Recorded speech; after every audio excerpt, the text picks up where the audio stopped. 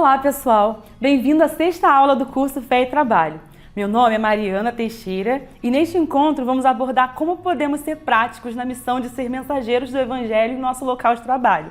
Eu sou física ou fisicista e após a graduação e o mestrado, eu trabalho com pesquisa e estou desenvolvendo meu projeto de doutorado.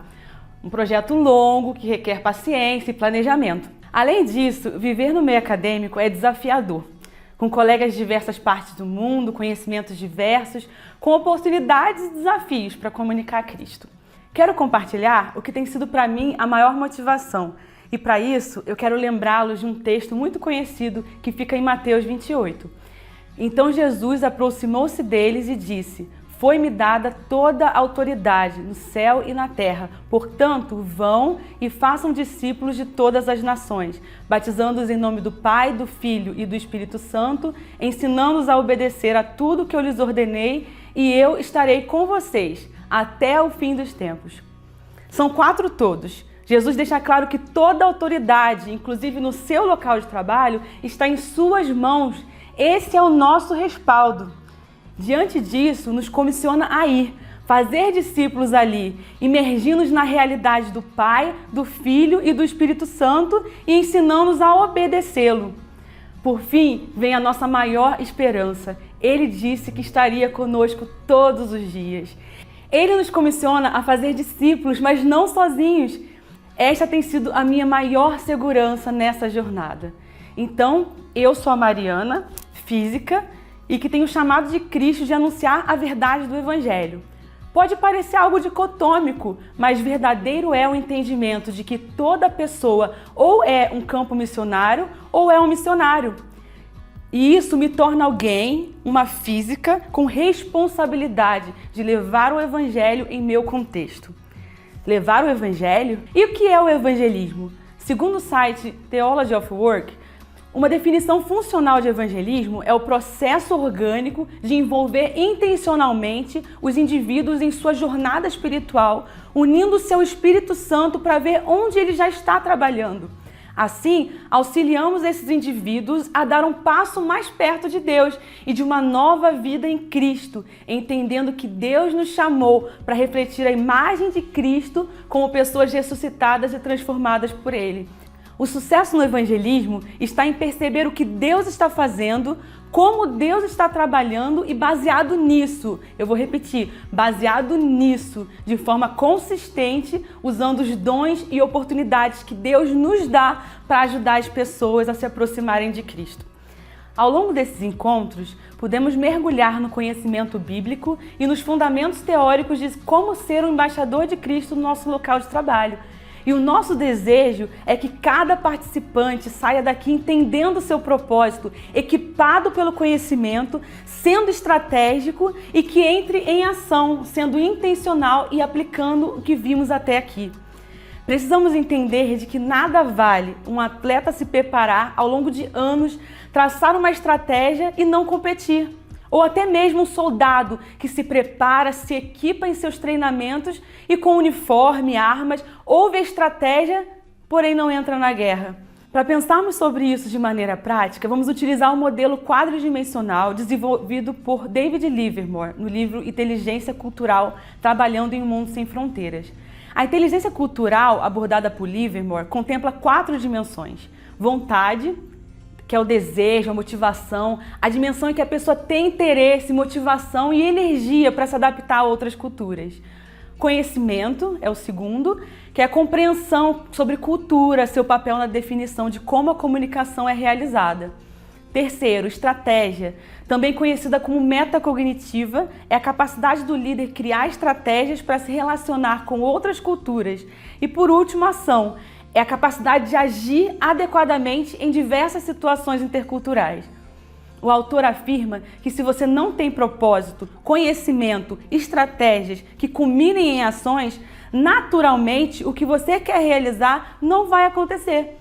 Mesmo quando pensamos em termos dos propósitos de Deus através das nossas vidas, eles não acontecem involuntariamente, espontaneamente. Se fosse assim, nós não seríamos instruídos na palavra de Deus a respeito desses assuntos. E dada a relevância dessas dimensões, vamos abordar cada uma delas agora. Eu vou falar agora sobre propósito. a vontade, desejo e ou motivação ou propósito é o ponto de partida para sermos capazes de compartilhar o Evangelho, de sermos mensageiros de Deus em nosso local de trabalho. Ele é norteador na jornada e nos mantém no trilho no dia da adversidade, em meio às distrações. Você precisará continuamente trazer à memória o porquê você está aí. Nosso maior exemplo, Jesus Cristo, ele veio com um propósito e é muito claro nas Escrituras como o seu maior propósito estava sempre em mente. Ele se manteve focado durante todo o seu ministério. Agora, após tudo que foi discutido ao longo dessas aulas, podemos pensar em alguns motivos que podem abalar a nossa vontade e motivação que tem nos impedido de compartilhar o Evangelho no nosso local de trabalho. É curioso como o entendimento de que todo cristão é chamado a compartilhar o Evangelho é inquietante para a maioria, uma vez que muitos de nós não se sentem dotados como evangelistas. Embora seja emocionante fazer parte de uma jornada de alguém para Cristo, ter uma conversa espiritual com colegas de trabalho pode despertar grande angústia. Isso pode ser uma verdade para você e por uma série de motivos compreensíveis. Você pode se sentir despreparado para responder as perguntas que teme que seus colegas lhe façam. Você pode achar que abordar conversas espirituais é impróprio para o local de trabalho. Ou foi isso que lhe disseram. Você pode se sentir um pouco intimidado pelas atitudes hostis em relação ao cristianismo adotadas por alguns colegas de trabalho. Você pode pensar que compartilhar sua fé pode criar conflitos ruins entre os colegas. Você pode se sentir desqualificado porque, bem, você sabe que sua fé não é muito exemplar no trabalho. Ter conhecimento nos auxilia a nos equipar para viver o nosso propósito. E se algo nos impede de vivê-lo, podemos encontrar formas de vencer essas barreiras. E precisamos sempre lembrar que nós somos capacitados pelo poder do Espírito Santo. Como já vimos anteriormente, uma vida de leitura da palavra e intimidade com Deus são os alicerces para sermos seus embaixadores. Portanto, dedique tempo, estreite seu relacionamento com Jesus. Busque nele firmeza, convicção, discernimento do propósito para o qual ele te plantou no local onde você está. Quando você olhar pelas lentes de Deus, trabalhar ganhará um novo sentido. Inspire-se no texto de Hebreus 12:2, que diz: tendo os olhos fitos em Jesus, o autor e consumador da nossa fé. Ele, pela alegria que lhe fora proposta, suportou a cruz, desprezando a vergonha, e assentou-se à direita do trono de Deus. Então, tendo em vista que ter conhecimento nos equipa para viver o propósito e a encontrar formas de vencer as possíveis barreiras, entremos nesse segundo tópico, que é o conhecimento. Como já discutido na aula 1, o conhecimento de quem somos e quem representamos, nosso papel, nos capacita a viver a nossa identidade e sermos embaixadores de Cristo. Vamos parar um pouco e refletir a respeito de um trabalho acadêmico. Todo bom trabalho ou artigo científico precisa de embasamento teórico. Conhecido no meio acadêmico como estado da arte, precisamos sempre de uma boa pesquisa, de um bom fundamento sobre o assunto que estamos trabalhando e desenvolvendo projetos. Somos sempre incentivados a mergulhar mais fundo e temos conhecimento sólido a respeito do assunto que estamos falando. Isso vale para a minha profissão, mas vale também para o meu conhecimento bíblico, por exemplo. Como tornar conhecido aquele a quem eu não conheço? Precisamos conhecer a verdade de quem Deus é. Precisamos conhecer e entender a verdadeira essência do Evangelho. Infelizmente, muitos cristãos não sentem a urgência de compartilhar o Evangelho porque acreditam que seus colegas são boas pessoas e está tudo bem aos olhos de Deus. Sabemos que todos pecaram e a única maneira de sermos justificados é através da fé em Jesus Cristo. Fora disso, não há salvação. A Bíblia é muito clara a respeito disso. Precisamos desenvolver uma cosmovisão bíblica que nos permita enxergar as situações e as pessoas ao nosso redor pelas lentes de Deus, de acordo com os seus padrões. Podemos pontuar também a necessidade de conhecimento da realidade das batalhas espirituais, do nosso inimigo e das armas que Deus, o próprio Deus, nos deu para lutar. Como está escrito em 2 Coríntios, capítulo 10, versículos 3 a 5. Pois embora vivamos como homens, não lutamos segundo os padrões humanos. As armas com as quais lutamos não são humanas, pelo contrário, são poderosas em Deus para destruir fortalezas. Destruímos argumentos e toda pretensão que se levanta contra o conhecimento de Deus e levamos cativo todo pensamento para torná-lo obediente a Cristo. Jonathan Lewis, no livro Profissionais em Missão, afirma que a escolha não é se lutamos ou não, mas se colocamos ou não a armadura de Deus. Precisamos ser pessoas que oram e pedir ajuda a Deus para termos discernimento espiritual e sermos capazes de lidar com todo tipo de situação. Além disso, conhecimento abrange também aprimorar o conhecimento na área de atuação profissional. Continue aprendendo e se atualize.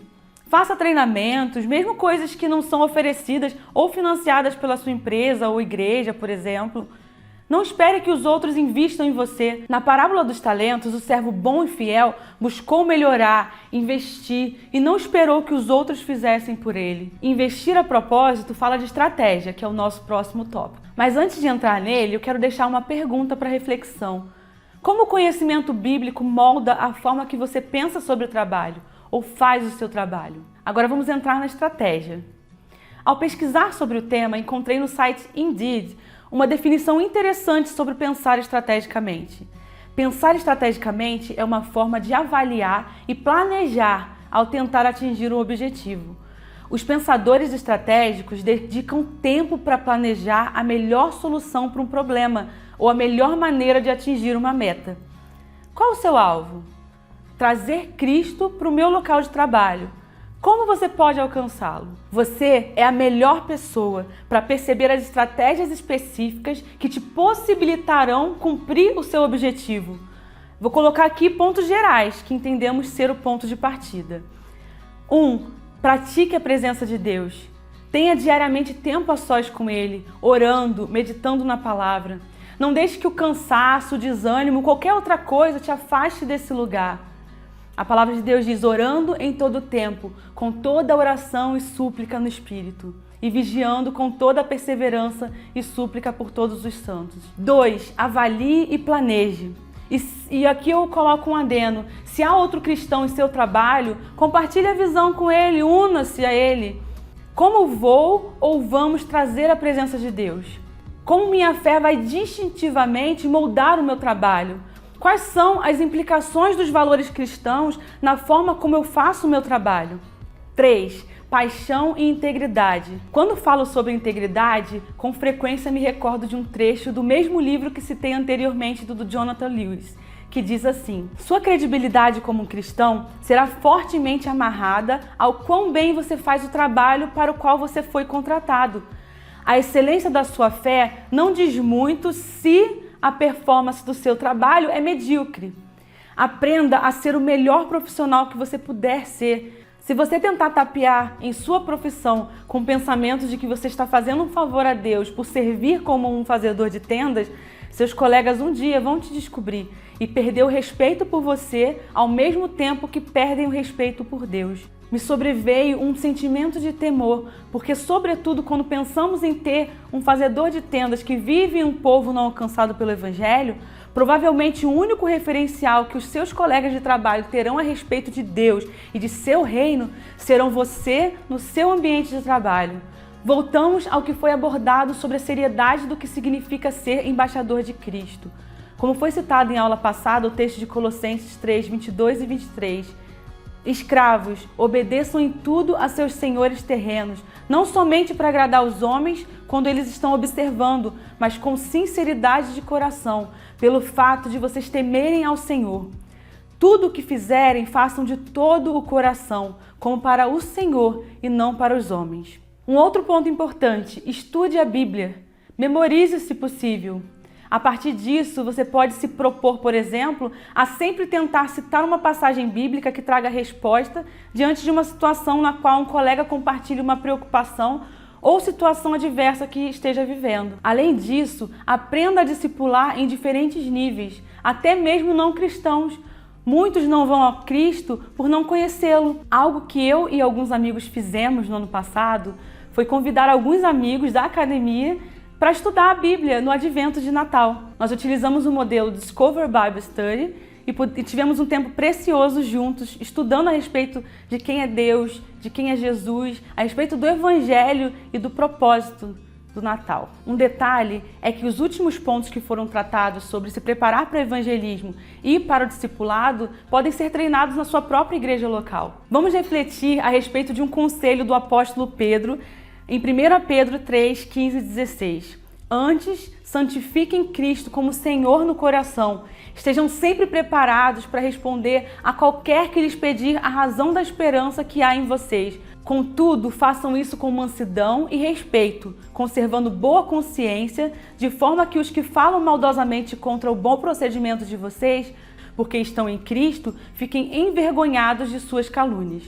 Resumindo, esteja preparado, faça a tarefa de casa, saiba responder, defender, viver uma vida que demande explicação. Use a mente, use a razão, mas seja gentil, seja respeitoso, comporte-se bem. Precisamos ser capazes de responder a qualquer tipo de pessoa, em qualquer tipo de ocasião, o porquê seguimos Jesus, o nosso testemunho. Treine, conte com uma estrutura de apoio, o acompanhamento, o preparo. Forme uma rede de pessoas que orem pela sua vida e pelo seu planejamento. O apóstolo Paulo, na continuação do texto que lemos de Efésios 6, diz: "E por mim, para que me seja dada no abrir da minha boca a palavra, com confiança, para fazer notório o ministério do Evangelho." Preste contas, fale com outros, receber feedback fará com que você enxergue os pontos que precisa melhorar e preservará a humildade. Como já vimos, isso faz parte do fruto do Espírito. Além disso, é fonte de suporte e encorajamento. Por último, nós vamos entrar nas ações, a implementação das estratégias. O alvo é bem claro: que o seu reino venha, que sua vontade seja feita assim na terra como no céu. Então, alguns pontos importantes: ore pelas pessoas com as quais você trabalha.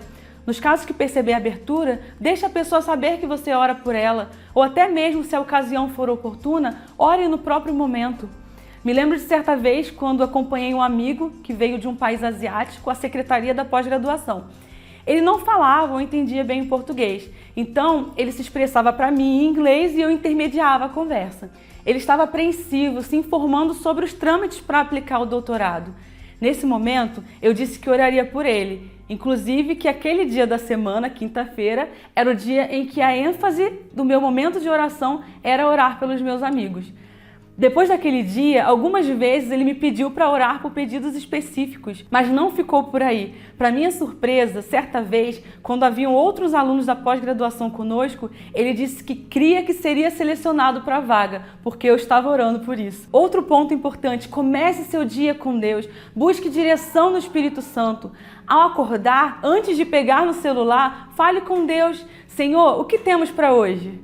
Quero viver esse dia para Ti. Me ajude a aproveitar as oportunidades que o Senhor me der, à sua maneira, a me comprometer a viver isso. Além disso, mantenha-se consciente da presença de Deus durante o seu trabalho. Interaja, recorra a Ele, peça socorro quando for necessário e agradeça pela resposta da oração. Uma outra vez, após finalizar os trâmites da turma na qual eu estava dando aula naquele semestre, ao ser questionada pelo meu orientador sul-africano se eu havia concluído, eu lhe respondi com um suspiro de alívio e gratidão, dizendo: graças a Deus. Em seguida, ele comentou com um colega europeu que estava junto que eu sempre agradeço a Deus diante das coisas boas que acontecem.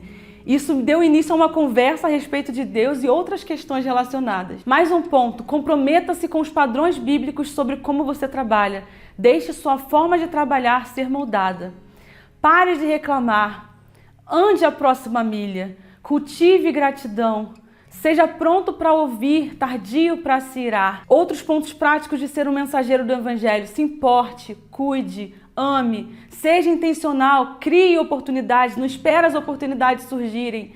Compartilhe a verdade do Evangelho, compartilhe o seu testemunho pessoal. Para finalizar, eu queria deixar algumas frases que me marcaram. Uma delas diz que nós não estamos aqui para atuar, mas para compartilhar as nossas vidas. Seja natural, deixe fluir. Uma outra é de um grande fazedor de tendas, William Carey. Ele diz: espere grandes coisas de Deus.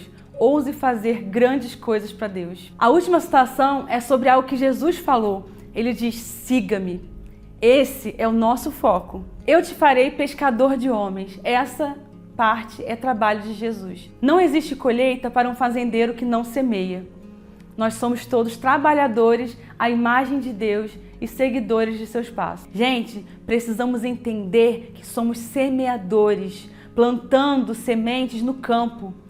A palavra de Deus diz: outra afinal caiu em boa terra, cresceu e produziu a 100 por 1. O detalhe é que não existe colheita para um fazendeiro que não semeia. Afinal, quem somos?